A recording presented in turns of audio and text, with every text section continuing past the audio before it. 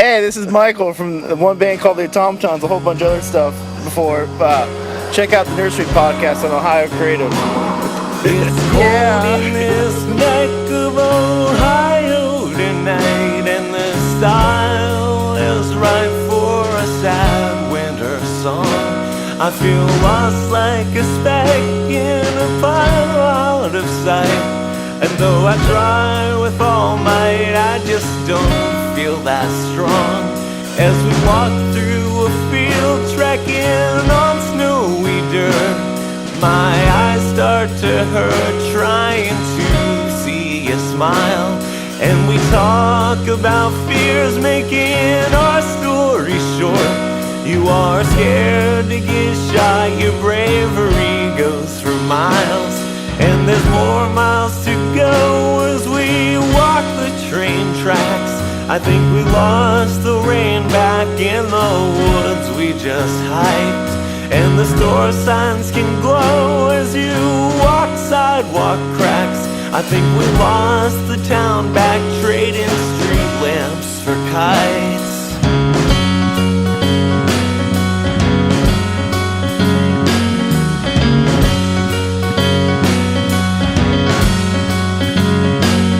The nursery and all of the trees cross over the dark, and some old parking lots hold my whimpering thoughts, and I'm on the next train. You and me, can't you see what this means? In the light of a torch, realize nothing is forced, nothing is forced.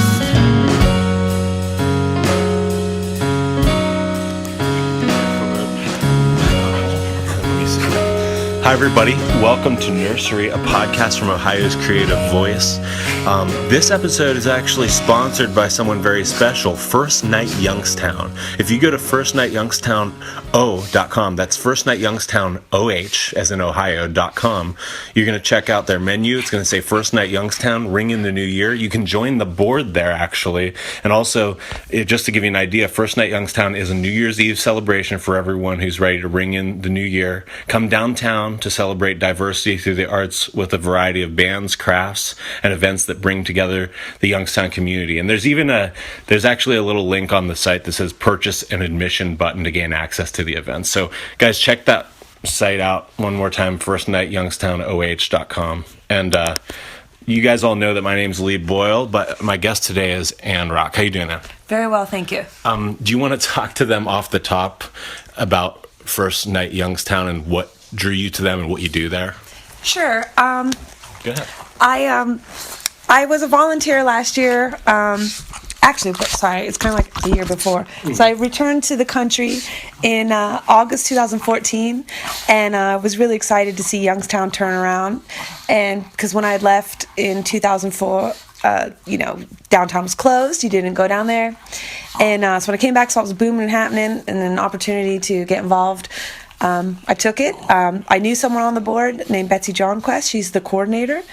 And she thought that my music knowledge and my contacts would be useful. So I did the first year just in a volunteer capacity without being on the board, and just got to a feel of what it's all about and what the event is like. And later my passions came through more, and I wanted to get more involved, joined the board, and became the music and entertainment director there. And this year I moved up and became the vice president, and I still hold the music and entertainment chair as well. And it's completely self-funded. I would like everyone to know that for sure, because a lot of people think the city of Youngstown put it on, and we only get about $5,000 donated from Youngstown. The event itself costs about $50,000, and we raise all that money ourselves through sponsorships, donations. Father Noga is someone who will do spaghetti dinners for us, and we'll go and work there, and then he'll give us the proceeds from that event. We work really, really hard to try to raise that money and use it in the best possible maximal capacity.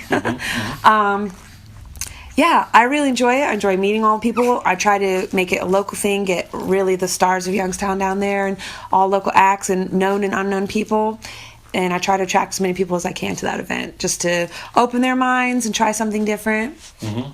And that's cool because New Year's Eve is a fun time in Youngstown and a lot of cities in Ohio and America and everything. And so it's nice to see somebody putting their passion into something like that. And I hope that, the few listeners we have here will respond and maybe take interest. But and obviously, guys, longtime listeners will note that, of course, the pug Jeremy is in the background as usual. So sorry about the snorts and the weird noises, but that's actually Anne. I'm just kidding. But the spiral into First Night Youngstown, obviously, like you mentioned, had to do with music, and you're in this band who is locally playing shows called the Super Babes. Yes. So I went and caught a show recently, and you guys had this interesting thing where you did a first act that was I'm sorry about him. A first act that was Jeremy. It's okay. Don't bite. The first act was kind of a hippie thing, and the second act was like leather jackets and sunglasses. Yeah. So like, talk to me about Super Babes and where that came from. I am a huge Runaways fan, and last year one of my projects that I took on was I was a co-producer for a CD project. Unfortunately, it didn't work out. Me and the other person parted ways halfway through the project. I'm not sure if that project's still happening or not. I'm no longer involved in it at all. But during that project is where I met Bridget and Bridget Yerkson. And I love Runaways, and I always wanted to be, in London I was in an all-girl band in a trio, and then but I wanted to be in something that was just a little bit more rocky, and I met Bridget, and obviously she's like an acoustic singer-songwriter, and so what happened was I have that little cocktail drum kit, and she's like, why don't you just come to one of my acoustic shows and play some songs, and we'll just see how it goes over. And what had happened was it was a huge success in August last year, and we played at like Shakers, and then the next week we played at Vex Fest. Someone dropped out of Vex Fest, we got called and asked to go there, and then just took off from there. Next thing we knew, we're playing every week. We're playing at events at Susie's and just all around town. And so we ended up it kind of stuck us for a minute because we weren't unable to write or get anything new or progress forward because we're just constantly gigging. And so now in this new year, we were talking about new songs, trying to get a demo together that maybe would just be all original music. We're huge supporters of original music, and we want to eventually become a band that would play all original music and less covers because before we're kind of all cover heavy. And and then we have this idea to go electric. So that show, Cedars is like our home. We love Billy Danielson. We love Cedars. It's a wonderful place. Again, big supporter of local and original music there. And we felt we had the freedom to try something different like that. So kind of the first half of the show is like Bridget, like the hippie side, acoustic side. And then the second half was my side, like leather, sunglasses, rockin', Runaways cover, more electric. So I think that's the way we're going to start doing it from now on. That variety, I think, is a success, and people really enjoy. We had a lot of positive feedback on that. Well, tell me this. Do you mind just holding that while I hold him? Thank you. Sorry to give you another job, but tell me the inertia from touring in Europe. Did it carry over to Youngstown? Did you have the same passion when you came in, or were you kind of coasting off of the energy of an area where people appreciate music? That's a great question. It's like I'm just one of those people that I operate on 11 all the time in every area of my life. So music is something that I operate on 11 on. Just recently, a friend of mine told me, he goes, "You're an extremist." And I thought, no way. And then I kind of looked back at my behavior and realized I so am. Whatever I dedicate myself to, I really will go all the way. If it's a friendship, I'm 1,000% in. If it's a job, I'm 1,000% in. If it's music, I don't know how. I don't know if that's something I picked up in Europe, if that's a European way. So I don't remember being that way when I was younger. Right. I remember being a lot more kind of lackadaisical about things, and hey, on this one I'm only a 3 on this subject, but I'm a 10 on that one.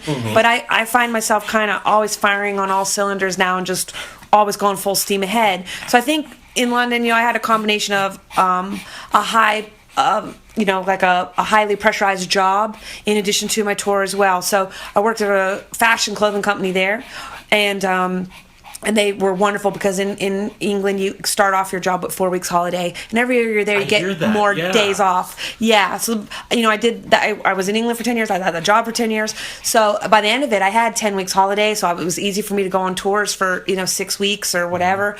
And Yeah, I came back here really full of excitement. I still am. I still love Youngstown. I swear to God.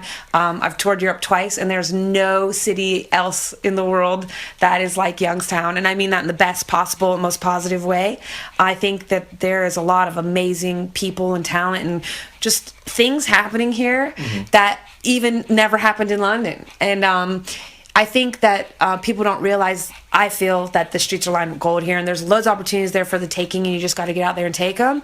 And I think it's easy to kind of be negative, and misery loves company. And, I try really hard to stay away from negative people, and I still find, groups or like little pockets of people who want to say that Youngstown sucks, or music sucks, or people don't go to shows. But it's kind of like, what do you put into it, though, going on tour was amazing. Like I said, I was in a three-piece pop punk band called Tiny Tigers, and our album was called Time for Tea, and the cover was us having a tea party, and all original music. In London, bars don't allow you to play cover songs. They don't buy the licenses, kind of like Cedars in a way. Yeah, America is slowly turning into that, but it's taken longer. Yeah, and so the original scene's thriving there, and then, competition's like way higher, even just to book a gig. So there's like 3 levels. There's like the toilet bowl circuit, and then there's the mid-level, and then there's the top level.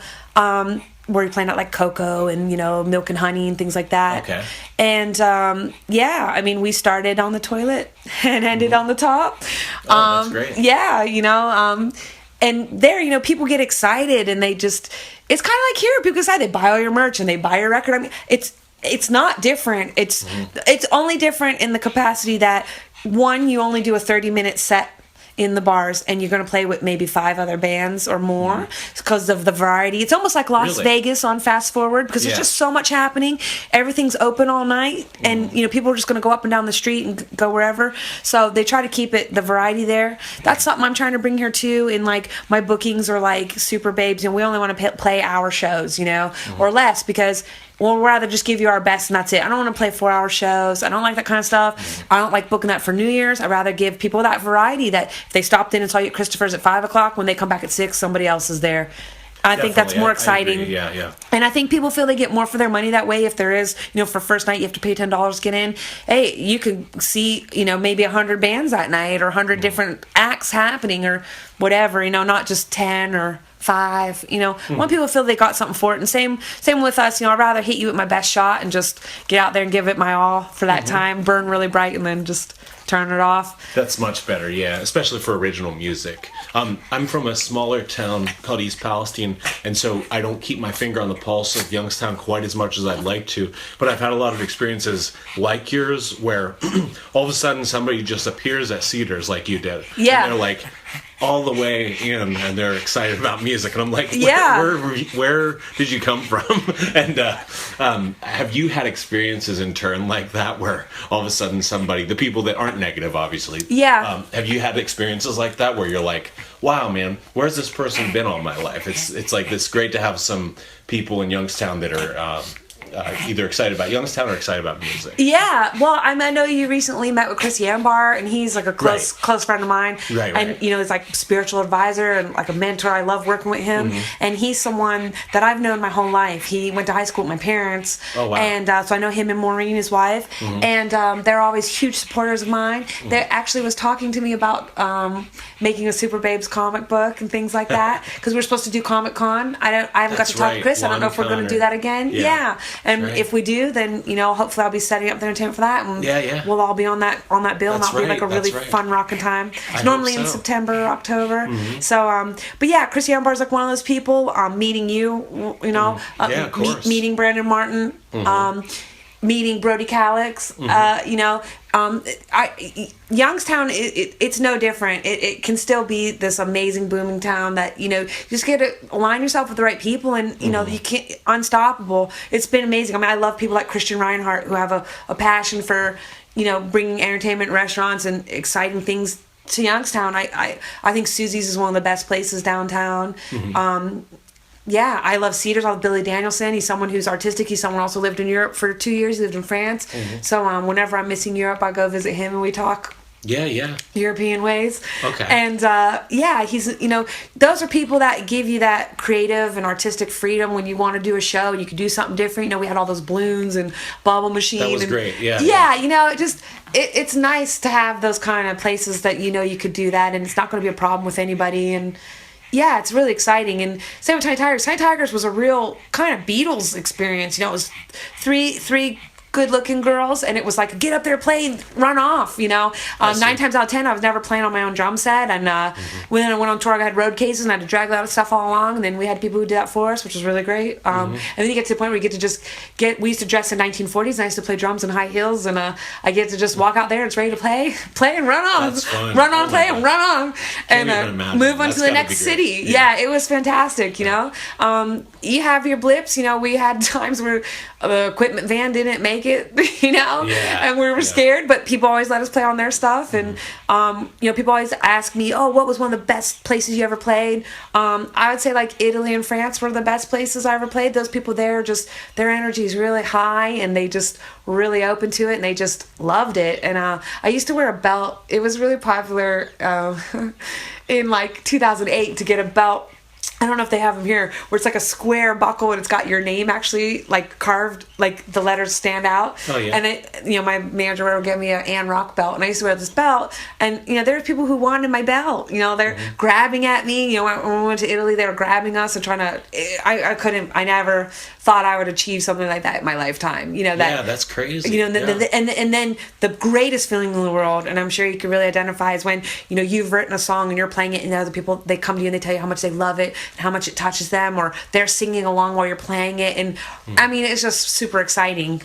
Yeah, I love that. I mean, I think you're right in that regard. There's nothing better than that, because that's the whole point of why you started doing it and stuff. And so in hearing that you had such good experiences in Europe, like we have a local right now who is just wrapping a tour, Sam from Sam Goodwill, who's having a great experience. And to hear you say that Youngstown streets are paved with gold, comparatively, is nice. But do you think people around here are missing out by not branching out, or do you like them staying local? Some bands, not everyone, but there's some bands that play a really narrow circuit here that stay around. And I always wondered, they are fine and they're doing a good job, but do you feel like, oh man, you got to spread out, you got to just go see stuff, if not for only your own benefit? Or I agree with that. And then I also agree in it depends on what you want to achieve. It's so weird because people meet me in my life now and they assume that I was maybe a cheerleader or some overachiever in school, and I really wasn't. I was I had blue hair and a fur coat. I made my first studio album at 13, so I thought I was a rock star when I was a kid, and I probably had a shitty attitude when I think back on it. Here I'm 13 and my parents are driving me to the recording studio and I think I'm the shit, and then I was in drum corps and I won the world championships, and I met Vic Firth, and just I don't know, it was just I got flown to New Jersey to study with Lee Howard Stevens and Chicago to study with Michael Burritt, all before I was even 21. That's wild. Yeah, so I had this burning up music career, and then I went to London, and it only took a few months. I answered an ad in the paper, and as soon as I went there, it was same thing, kind of like the Super Babes in a way, but on a more magnified, because we ended up getting signed within 6 months, and it was all exactly what is possible. I don't know if I'm just super positive or what, but it's I just believe that's super possible here. Ann Rock Productions is one of my things, and on that I would love eventually. I live in an apartment now, but I want to buy a house and I want to have a recording studio there where I can do projects, where I can put on things. My CD projects that I was co-producing was an idea of mine, where I took all these people from bands and I separated them, and so I had a pool of musicians. So there's going to be 12 tracks on the CD. So I had 12 singers, 12 guitars, 12 basses, 12 drummers, and what I did was I took from that pool and made up new bands, in print air quotes, and then they would play a song together. So you would get to mix with these other people that you might know but you never got to play with, or maybe you'd meet someone you never knew, all that kind of stuff. So I want to do that again, but with maybe original music. I also want to do an all-women's project, all women musicians, and I don't know if I'm a big dreamer. I think I am. I dream big, and Well, I mean, how else are you going to do it though? Because in legitimizing, like, if you took like a handful of bands, you're like, all right, we got Bridget from Super Babes. If you can imagine with Bernadette, who sometimes plays keys with the Zoo, right, mixed with the girl from Human Petting Zoo, mixed with Jack Boyle from Third Class, mixed with, Bob from Sam Goodwill, like. If you pretend that those people amazing. are like celebrities, or you pretend like people are like anyone knows who they are, maybe they will. Right. Maybe eventually they will. They'll be like, "Oh, who is this? I should be in the know." Yeah, if they totally. Don't already. If they don't already. I find myself. I mean, this is gonna sound like a really I don't know, narcissistic thing to say, but I always find myself as a trendsetter. Like I said, you know, here I'm in high school with blue hair, wearing bell bottoms and stuff, and 3 years later that becomes the fashion for everyone. So like, I always find myself like I'm an Aquarius, so I'm forward thinking and always full of ideas. And as I'm getting older, I'm finding that they come to me even more rapidly, and I manifest them even faster than I could when I was a child. And I guess, coming off of those experiences that I've had, I don't look at it as a decline. I look at it as it's not an up and down. It's kind of just like all these different experiences. You know, it's more like a straight path that bends and turns. It's not ups and downs, if that makes sense. You know what I mean? No, I think you're right, because I happen to be Aquarius as well, and the slow burn that has been what you might call a career of the things I've experienced has been interesting, because it felt like, we started in 1999, and it felt like we went turns, like you said. And then it seemed like maybe 2008 through 2012 was the pinnacle, and now we're these fogies. And not to be negative, but it's really interesting and fun, because you realize you're not just on this slow decline or anything. You're just like, oh, here was one little bump. Here's another nice little, I don't mean hit a speed bump. I mean, like, here was one little up. Here's one little, like, oh, this has been good. This has been good. This has been good. We took a hard left here, but then we came out here, and it's been great. It's all about sticking in the game. Yeah, and I think it's like perspective, and I totally believe and stand by, like, life is what you make it. Everything is what you make it, you know? And that's the thing, people always try to ask me, what's my secret to the Super Babes? Well, on the face of it, it's two good looking girls, and they can actually play. They're very talented. Okay, and then on the other side of it, it's we make the best of it, and you get blessings that way. I don't know how to say, like attracts like, so if you're positive, you attract positive. So I think that all those things are possible here. I mean, I am a huge Left End fan, and I always think about, like, Peppermint Recording Studio was here, Left End was here. I mean, you're talking about, world class act right there, right from here. And I can't stand when people say, oh, that ain't possible, oh, that never happened now. Why won't it?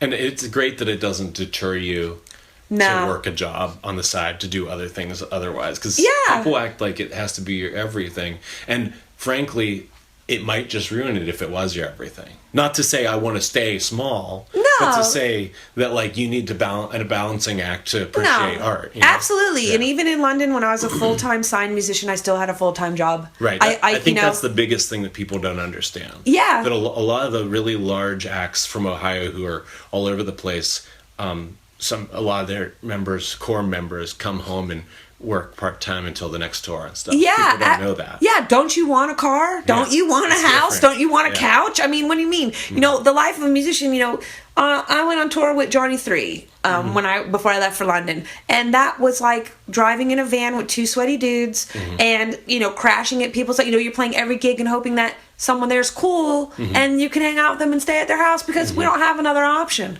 That's not great. I don't think that's glamorous. I think that's what gets lost in translation with people. And Johnny 3, I think we played at Indie Wax with them for like one of their like long build days where they had a bunch of bands and stuff like that. So we must have seriously just missed crossing paths, because we kind of got the first studio album going in 2006, which I'm guessing is like a year after you went to Europe, right? I went to England in 2004. 2004, yeah. So it was just like a couple of years. And that's when I was on tour with Johnny 3. I came off a tour on a Friday, and I flew to London on Monday, September 4th. But it was Youngstown up until then, kind of? Youngstown born my whole life, We must have been at the same shows about 12 years ago. Had to have been, And then I lived in New York City for a year. I lived in Chicago for a year when I was studying with those guys. And that's when I was like 21, 22. Right. And then I came back for a year, and at 24, I flew to London. So that means that you probably were at the Federal, or was it Plaza Cafe, Bad Apple, Cedars, of course. Heck yeah. Stuff like that, yeah, around yeah. those areas Oh yeah, and you know, we played first night in 2005. Oh, one time, all right. So it's real Excellent. weird. Yeah, like there were probably these weird. I know you weren't obviously associated then, probably, but it's weird that they're probably. I mean, I find this more and more when I look back. It's like looking back and looking at a picture and somebody's in the background. And you're like, whoa, I just met that person. Right. This Yeah. picture was taken 12 years ago. Totally. Yeah. There's a lot of, like you mentioned, there are a lot of. Would you say like for like? Yeah, like attracts like. Like attracts like. If you're positive, you get positive. If you're Yeah. negative, you're gonna get negative. I said like for like it was an Instagram thing. No, yeah, that's a good attitude. Yeah, I mean, honestly, a lot of people will say to me, "Oh man, how could you leave London and come here to Youngstown?" Blah. And I just, man, if you feel that way, it's what you're making of it. Get out. I felt that way growing up. I'll be totally honest. I used to be a really negative person. My family was born here. They were poor, and they used to tell me my whole life, "You don't want to live here. You don't want to live here. You don't want to live here." So as soon as I was old enough to get out, I did. And but going out, it made me miss all these wonderful things that are here, and then to come back and see my city coming on the up it is so exciting to be part of that. I'm so thankful. And like I said, I'm Aquarius, and I believe in kind of some far out stuff, and I believe that you meet everyone at the right time. You have those events and those turns that happen. Those are all meant to be. Not that it's like predestined, but just based on your actions. Literal, everything happens for a reason. I hate that saying, but at the end of the day, it's true. It's cool. Yeah, it's true. Yeah. I mean, yeah. That's how I always felt, anyways. Yeah. Yeah, I believe that 1,000%, and I don't care when anyone says to me, "You're not going to stop me." It's not going to change my mind one bit. I'm still going to press forward in everything I can do to make things amazing here with music, with arts, with whatever I can support. I want to be involved in, and I want to raise that up. I don't see why we can't. I think it's awesome. Yeah, no, that you have a good point. Is there anything that people can listen to yet? Is there anything that's materialized studio-wise from the super bands? No, we get calls all day long. People want to get us in. And we're just... I don't know what our problem is. I think at the time we only had... I think we only had maybe 3 of Bridget's original songs. And now we have 6 original songs. And so I think we wanted to get it more, and I think we're finally finding our footing now, because if you think about last year, from August last year when we got together, we ended up just being this little acoustic duo that was just doing cover songs. Yeah, I suppose it's pretty soon to ask for an EP or something. Yeah, I mean, that's true. We have goals, we would love to do something like that. It's on our list for this summer. Gary Angelo was talking to us about doing a story on us, and at the end of the day, we didn't have enough for him to print anything, because he wanted stats. Yeah, he wanted to know like our records and our what we're doing, our plan. And I don't know, me and Bridget are both kind of I'm Aquarius, and she's I think she's Leo, so we're both kind of not free flowing, but just kind of, we have goals and targets and stuff, but because you're so open-minded and you kind of think, oh well, when it's meant to happen, it'll drop right in our lap. And so I think we're both kind of floating out there. And then like I said about just finding our feet, I think we both want to go electric anyway, so it's kind of like, well, why would we'll go in the studio and have Pete record 10 cover songs that we have to pay rights to, No way. I mean, we wanted to have our thing, and I think we're finally getting our voice now, and I think that I don't know if we'll carry on doing the show in the 2 halves like that, unless people want that like that. But yeah, I mean, and again, we wouldn't limit ourselves either. We would never say, oh, well, we're just acoustic now, or we're just electric now. I think it's kind of the beauty in it is that it's universal, and we can play songs. I can play drums whether she's playing acoustic or electric, and yeah, I think we're finding our voice now, though, and we're trying to iron out those things. I think some things work and some things don't. I don't know if you felt that way at the show. Yeah, I mean, I saw you guys getting your footing once or twice, but at the same time, because you're a duo, in the White Stripes fashion, I kind of was like, I hope it stays loose. Like, it's okay for that to happen. Yeah, yeah. That's what kind of, I mean, I'm coming from a biased position where I come from a band who prides themselves on kind of being a little bit like, instrumentally executing isn't what we're about. It's more about like just man, we're going to be sloppy, and if the feeling comes across, you'll feel it, you know. So like I'm the wrong person to ask, but I do have to say, anytime I see something loose, a set loose, I like it better. I mean, you know, and any large acts I've seen, same deal. I tend to like it better unless something goes haywire completely. It's great. I think there's a more human element to it. Yeah, and like that's another thing, you know, when you go on tour for like a month or two and you're playing every single night, all the pluses are like, oh my god, get you right on point on your game. Sure. You don't drop a stick, you don't drop a beat. You know those songs inside out, back to front, upside down. Yeah. If you can't hear the vocals, you can still kind of play through it. You lose your little street signs through the song because I don't need them. I can play this in my sleep. Because then the negatives, you know, you grow sour on your own music because now you've played it every night straight for 30 nights. You had to play on a Sunday night to nobody, or you know what I mean. Not every show. You know, people don't glamorous about that side of tour too. You know, not every night is a sold out show. You know, you didn't realize, you know, especially coming from London and across Europe, you know, that first tour was the toilet bowl to mid level. So there were toilet bowl shows and awesome shows and toilet bowl shows and awesome shows. So, you know, it wasn't until the second tour that was mid and awesome, you know, awesome and awesomer. So, that first show was like, oh shit, you know, oh my god, are we gonna, you know, should we just not, you know, you drive there and you think, should we just keep driving and just, you know, ditch this one show and, you know, just let them think the Tiny Tigers didn't show up, you know?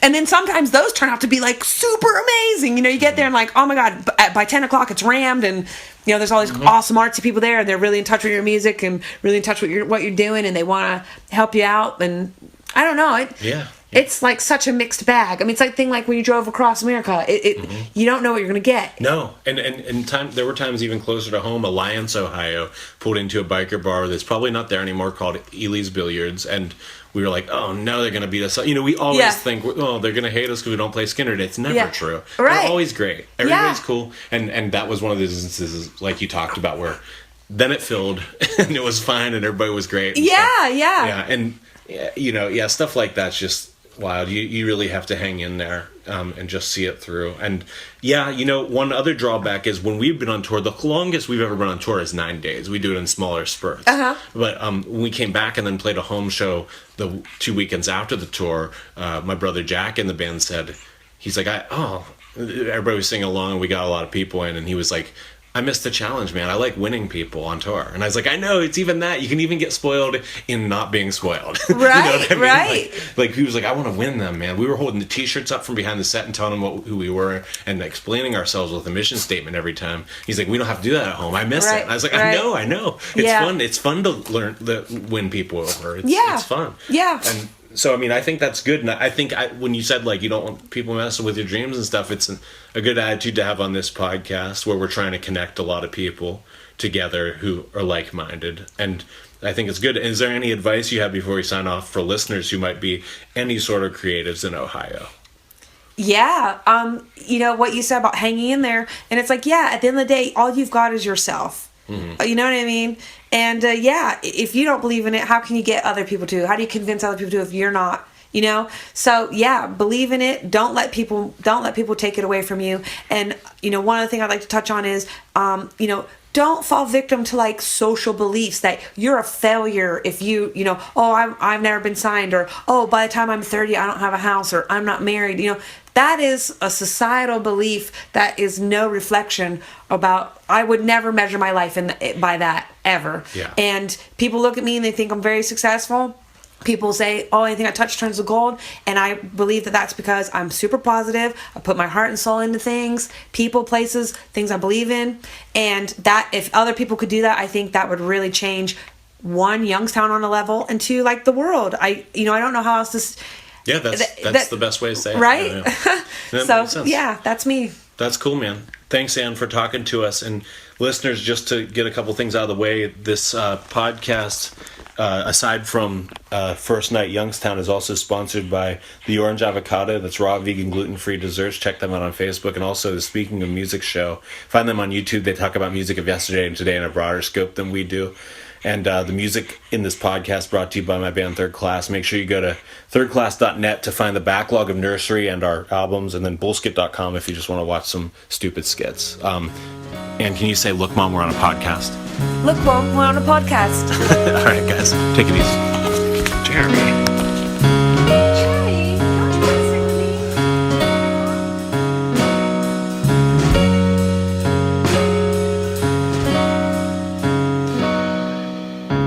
This is Jimmy Martin from the Speaking of Music show at YouTube. Thanks for listening to the Nursery Podcast. I tried to move to Tennessee. It followed me. I tried to move to Kentucky. It followed me. I tried to move to NYC. It followed me. I tried to drown in the sea. It followed me on roads of dreams, mountains and streams, heaven and ice cream. But it seems these schemes need the road of dreams, mountains and streams, heaven and ice cream. But it seems